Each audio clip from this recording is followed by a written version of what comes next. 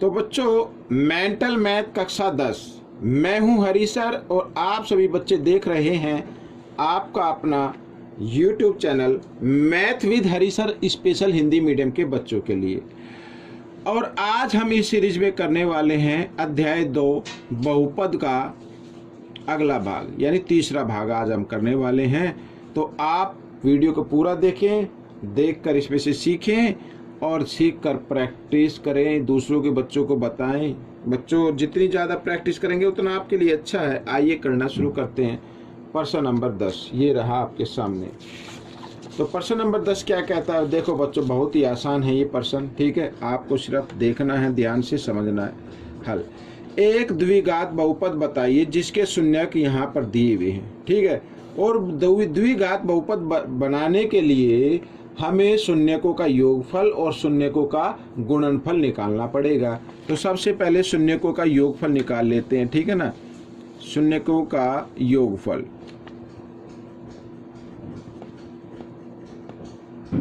तो शून्यक तो ये रहे। आइए इनको योगफल निकालना, तो जमा कर लेते हैं, ठीक है। घटा 2 वर्गमूल 2 इस तरीके से, तो 4 घटा 2 और घटा जमा घटा हो जाता है, ठीक है ना।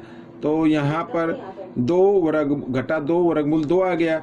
अब ये जमा है, ये घटा है, जमा घटा घटा होते 4 में से 2 घटाने। भाई वर्गमूल को नहीं घटाना, वर्गमूल से जो आगे अंक लिखे होते हैं ना उन्हीं को घटाना पड़ता है।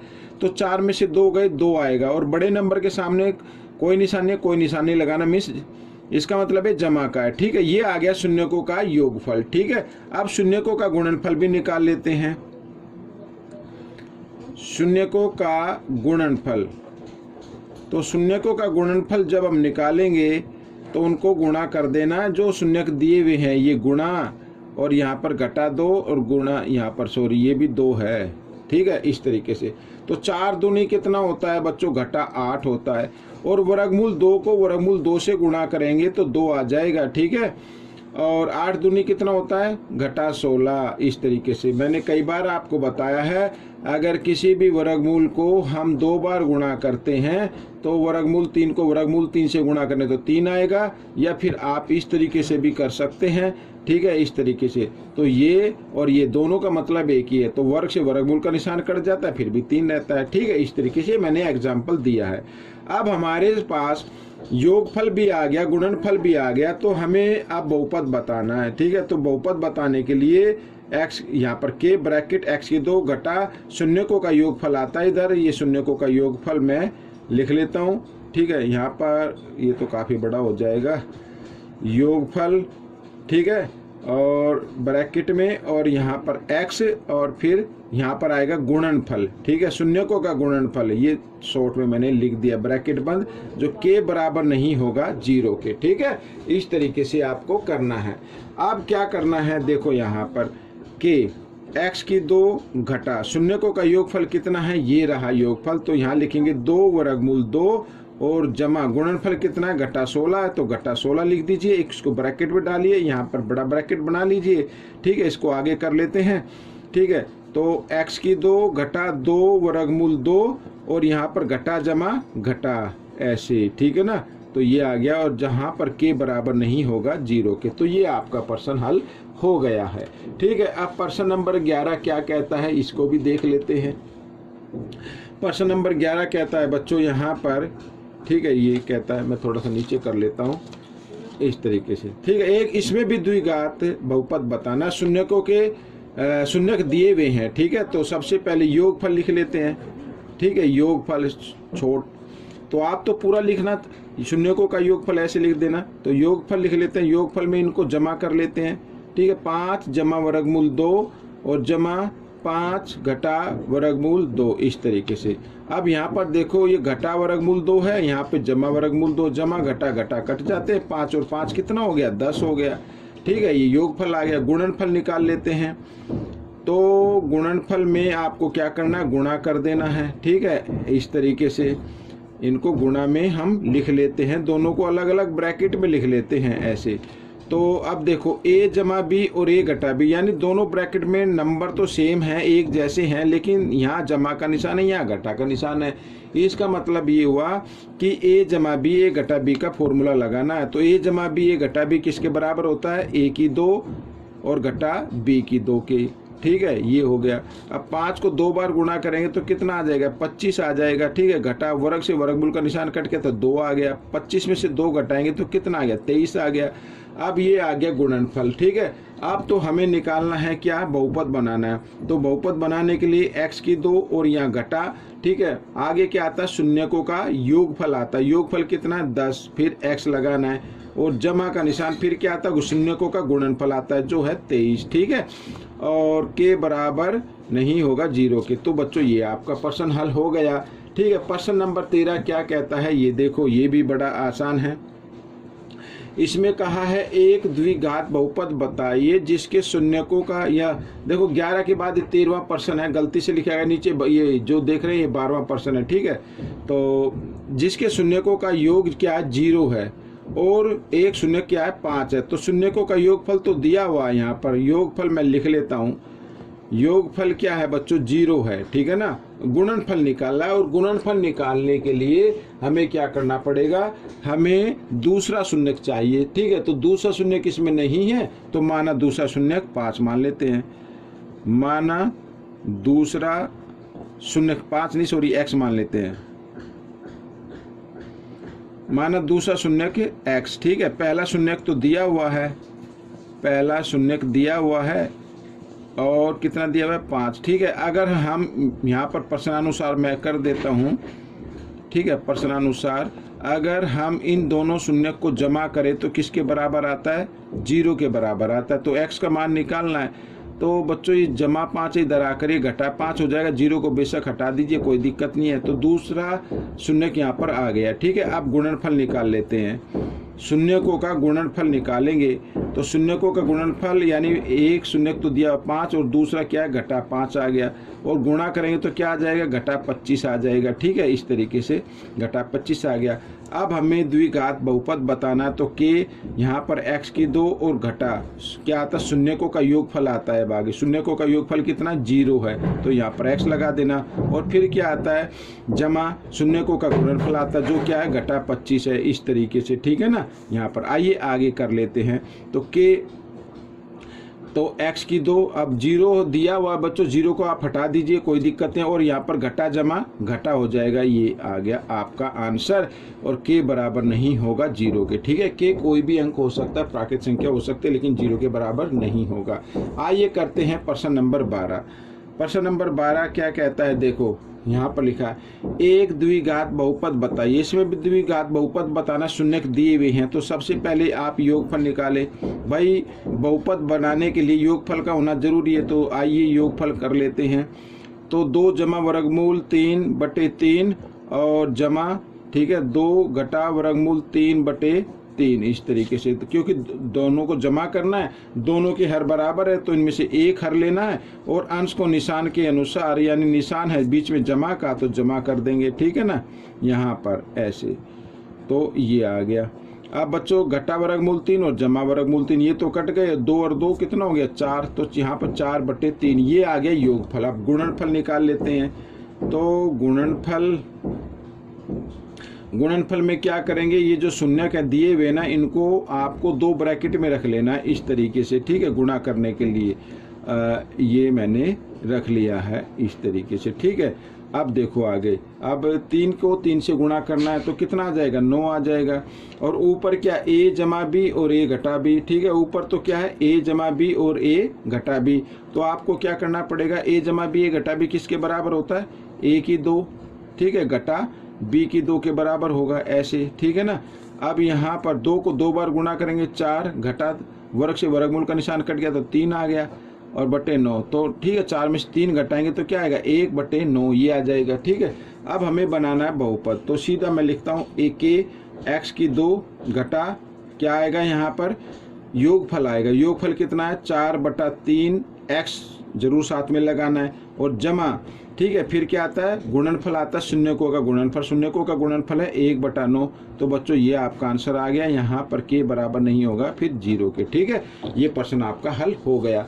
अब हम करेंगे प्रश्न नंबर यहाँ पर बच्चों 14। प्रश्न नंबर 14 कर लेते हैं, ठीक है। ये रहा प्रश्न नंबर 14। तो प्रश्न नंबर 14 कर लेते हैं। क्या कहता है ये भी देखो, एक द्विघात बहुपद बताओ, ठीक है, जिसका एक शून्यक दिया हुआ और शून्यकों का योगफल क्या दिया हुआ, 4 दिया हुआ है। तो योगफल तो दिया हुआ बच्चों, लिख लेते हैं। योगफल निकालने की जरूरत नहीं, योगफल दिया हुआ है कितना, 4। और एक शून्यक दिया हुआ, गुणनफल निकालने के लिए दूसरे शून्यक की जरूरत होती है। अब बच्चों आपने ये कर लिया है, इतने क्वेश्चन कर लिए हैं, तो आपको थोड़ा सा अभ्यास भी हो गया होगा कि दूसरा शून्यक निकालना। योगफल दिया हो तो आप सीधा योगफल में से घटा दो ना पहला शून्यक, तो आपका दूसरा शून्यक आ जाएगा। आपको x मानने की जरूरत नहीं है, आप सीधा इसमें इस तरीके से निकाल सकते हैं, योगफल में से घटा सकते हैं, ठीक है। 4। अब ब्रैकेट खोलेंगे, ब्रैकेट खुलने के बाद 2 के सामने आ गया घटा का निशान, तो ब्रैकेट के अंदर जो पहला अंक है उसका निशान बदल गया, तो अंदर का निशान भी आपका बदल जाएगा। तो ये जमा का ये घटा का हो जाएगा इस तरीके से, ठीक है। अब 4 में से 2 घटाओ आप, कितना आएगा, 2 आएगा, और घटा वर्गमूल 5। ये आपका दूसरा शून्यक आ गया, ठीक है। अब शून्यकों का गुणनफल निकाल लेते हैं। तो यहाँ पर सीधा मैं लिखता हूँ गुणनफल, ठीक है। आप अगर चाहें तो लिख लेना शून्यकों का गुणनफल। गुणनफल निकालते हैं तो इनको गुणा कर लेते हैं, 2 जमा वर्गमूल 5 और 2 घटा वर्गमूल 5, इस तरीके से। फिर वही a जमा b, a घटा b का फॉर्मूला लगाना इसमें, तो क्या हो गया, a की 2 और घटा b की 2, ठीक है, इस तरीके से। अब 2 को 2 बार गुणा करेंगे तो 4 आ जाएगा, घटा वर्ग से वर्गमूल का निशान कट गया तो 5, घटा 5 हो गया। अब घटा जमा घटा, 5 में से 4 गया 1, और बड़े नंबर के सामने घटा का निशान है इसलिए घटा का निशान लगा लेना है। अब आपको क्या करना है, आपको बहुपद बताना है। यहाँ पर लिख लेते हैं x की 2, ठीक है। यहाँ पर घटा, और घटा के बाद क्या है, शून्यकों का योगफल आता है। शून्यकों का योगफल कितना है, जो दिया हुआ 4, तो यहाँ लिख दें 4x, ठीक है। फिर आएगा जमा, और यहाँ पर तो घटा है तो जमा घटा घटा होते हैं, यहाँ पर 1 लिख देना है, और आगे लिख देना k बराबर नहीं होगा 0 के। तो ये प्रश्न आपका हल हो गया, ठीक है, इस तरीके से। आइए करते हैं प्रश्न नंबर 15। तो प्रश्न नंबर 15 क्या कहता है, देखो ध्यान से पढ़ना इसको। तो एक द्विघात बहुपद बताइए, एक द्विघात बहुपद बताना जिसके शून्यक, जो द्विघात बहुपद बताएंगे ना उसके जो शून्यक होंगे वो यहाँ पर जो ये बहुपद लिखा हुआ है इसके शून्यकों के व्युत्क्रमानुपाती होंगे। यानी इसके इस बहुपद के जो शून्यक निकालेंगे, ठीक है, उसका जो व्युत्क्रम अनुपात होगा वो उस बहुपद का होगा, ठीक है। तो आइए निकाल लेते हैं। अब यहाँ पर शून्यक तो देवे नहीं, तो हम मान लेते हैं, माना अल्फा और बीटा इसकी क्या है, शून्यक है, ठीक है। माना अल्फा बीटा क्या है, शून्यक है। यहाँ पर तो शून्यकों का योगफल इस तरीके से निकाल लेते हैं।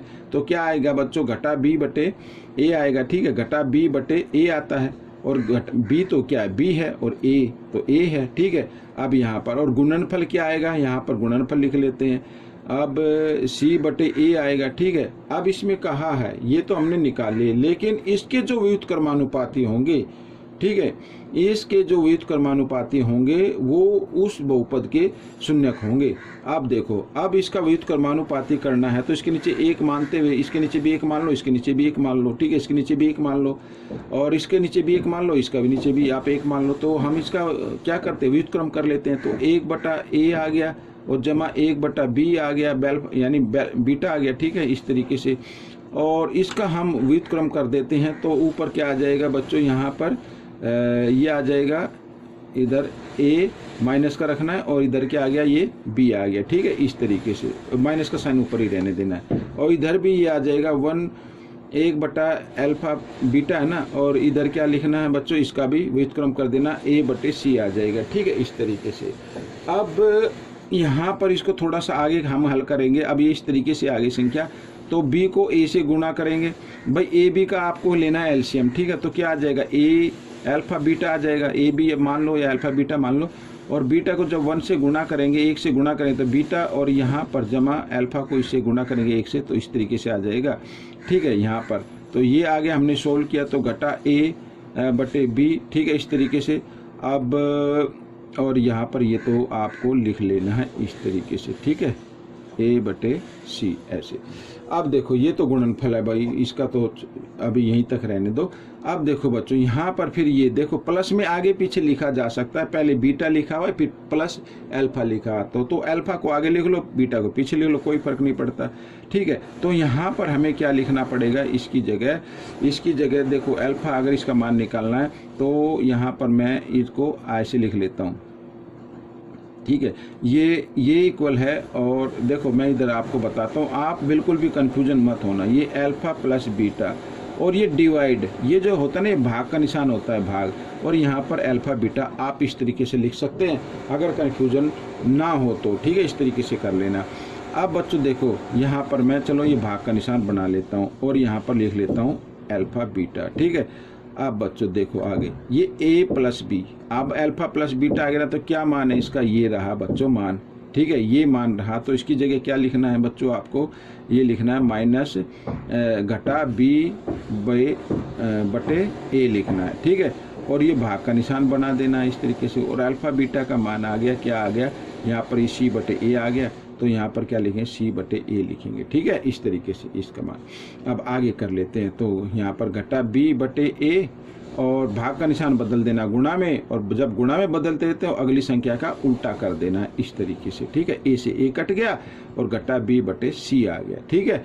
अब यहाँ पर जो ये आया इसका मान कितना आ गया, घटा b बटे c आ गया। आपको क्या निकालना है, आपको तो बहुपद बनाना है ना, तो k, ठीक है, यहाँ पर x की 2 और घटा, ठीक है, यहाँ पर घटा, तो क्या आएगा बच्चों यहाँ पर, ठीक है, शून्यकों का योगफल आता है। अब शून्यकों का योगफल जो हमने निकाला है वो ये आया है, वो ठीक है ना, ये आया। तो यहाँ पर क्या लिखना है, घटा b बटे c लिख दो, इसको छोटे से ब्रैकेट में डाल लो, ठीक है, और x लिख दो, और फिर आएगा जमा शून्यकों का गुणनफल तो ये रहा a बटे c इस तरीके से, ठीक है, और ब्रैकेट में, और k बराबर नहीं होगा 0 के। आइए थोड़ा सा फाइनल स्टेप कर लेते हैं।